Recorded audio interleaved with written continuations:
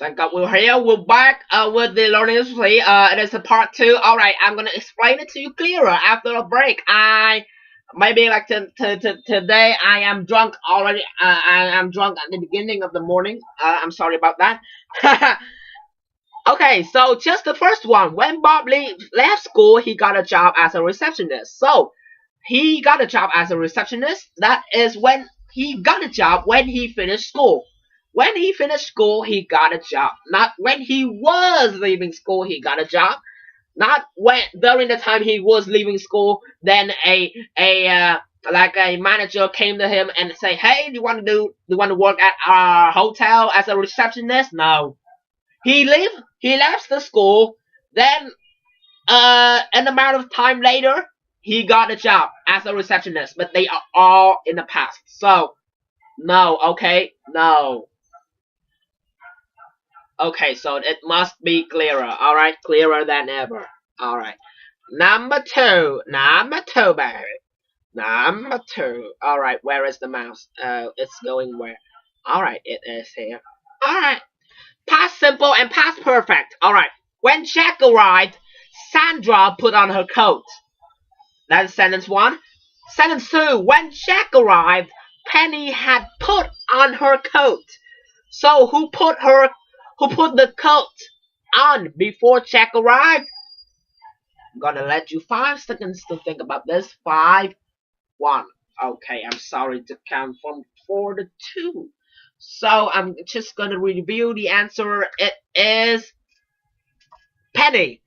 Why Penny? Okay, so when Jack arrived, Sandra put on her coat.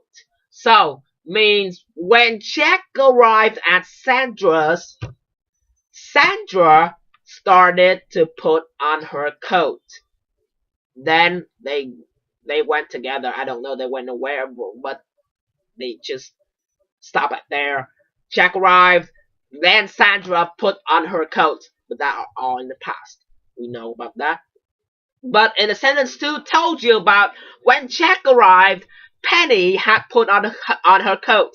So when Jack arrived, Penny had put on her coat means Penny had put on her coat before the time Jack was arrived. Alright, Penny put on her coat before the time Jack arrived. So who put the coat on first? It is Penny. Alright, Penny put the coat on first. Just answer short because that doesn't require us to answer the all sentence. Present perfect and past simple. Jenny went to Paris last summer. Woody has been to Paris too. Alright. Question. Do we know when Jenny or Woody went to Paris? Alright. They gave us 2 sentences and now we're gonna answer.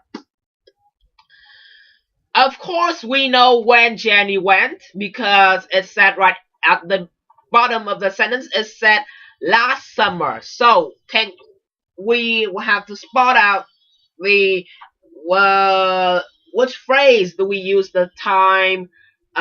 We put the time and condition at the bottom of the sentence. Jenny went to Paris last summer, so it is definitely past simple. But present perfect. Woody has been to Paris too. Do we know about the time? No, we don't know the time exactly, but we know he has also been to Paris, but we don't know an exact time when Woody went to Paris. But the sentence before, Jenny went to Paris last summer. We know when Jenny went.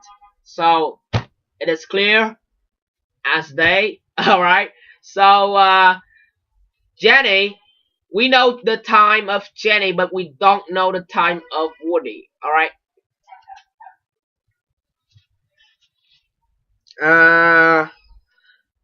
We know Woody.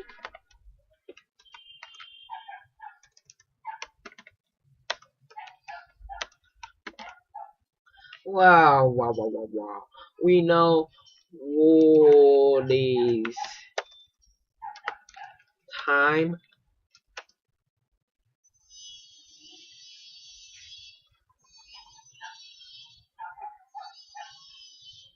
but we know for Woody, but not for Jenny.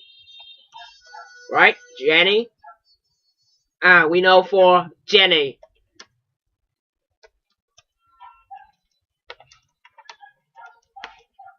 Sorry about the name. I'm getting a little bit confused. Jenny, alright. The last one, number 4. Present perfect continuous and present perfect simple. Tom has been learning Polish, but he can only say a few words. Lucy has learned a new word in Polish, dobry. Okay, so has Tom finished learning Polish? Okay, so let's read. Let's read again. Tom has been learning Polish, but he can only say a few words. So, has Tom finished learning Polish? No, he hasn't. He has been learning Polish, but that means he had learned it in the past, but still happening in the present, and will be happening in the future too. So, Tom hasn't finished learning Polish. Next, Lucy has learned a new word in Polish, dobry. Has Lucy finished learning that word? Yes, Lucy has learned the new word in Polish, dobry. So the speaker said that Lucy has learned. So means she learned already. She knew it. So she has learned it. So it happened in the past. Took it to the present, then stop. All right. But the first one, Tom has been learning Polish. Happened in the past, continue to the present, but still continuing to the future. So that said it all. First one, Tom hasn't finished learning. Second, Lucy finished learning. A no for Tom, a yes for Lucy. I'm gonna write it shortly. No, Lucy, yes. Alright, so we're gonna use all of those knowledge we have learned before to complete the past and perfect tenses. Learn this box. Alright, first one. We use the blah blah blah for longer action that is interrupted by another shorter action. We use blah blah blah for a shorter action that interrupts the longer one. Okay. So, like I've said before, we use the what for a longer action that is interrupted by a shorter action. We use the past continuous for longer action. Alright, was plus verb ing.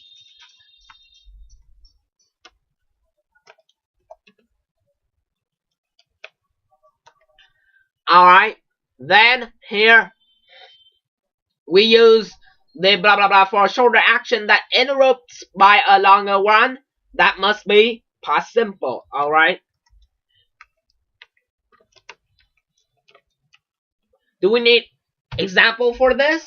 Okay, it is easy. Like while I was walking in the street, I saw a girl or a dog or something you can saw. Alright, you could see. The second one, we use the blah blah blah for an action that happened before a specific time in the past. We use the blah blah blah for action that happened at a specific time in the past. So for an unspecified time, we use the present perfect. Past perfect. Sorry about that. We use the past perfect. And for a specific time in the past, we use past simple. As you can see in the exercise number 1, we have the example for that. Okay, so we'll be right back to finish up the number 3 and number 4 and some more exercises that need to be finished.